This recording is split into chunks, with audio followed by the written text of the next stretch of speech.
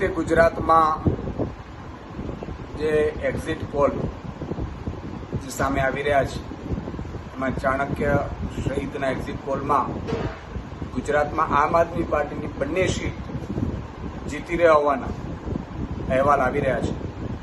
અમને પૂરો વિશ્વાસ છે કે ચેતરભાઈ વસાવા 50,000થી વધુની લીડથી જીતી રહ્યા છે, જ્યારે ભાઈ શ્રી ઉમેશભાઈ પણ ભાવનગરથી મજબૂતાઈથી જીતી રહ્યા છે. ગુજરાતની જનતા આમ આદમી પાર્ટી ઉપર વિશ્વાસ કરી રહી છે. આમ આદમી પાર્ટી મજબૂતાઈથી આગળ વધી રહી છે.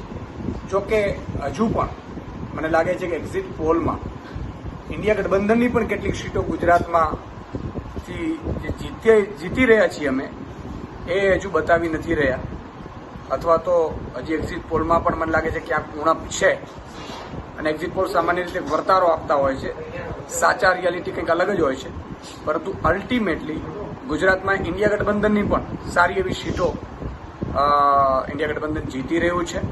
4 તારીખે પરિણામ આવશે અને ગુજરાતની જનતા પણ આ ભાજપ અને તાનાશાહી સામે મને લાગે છે કે પરચો બતાવશે.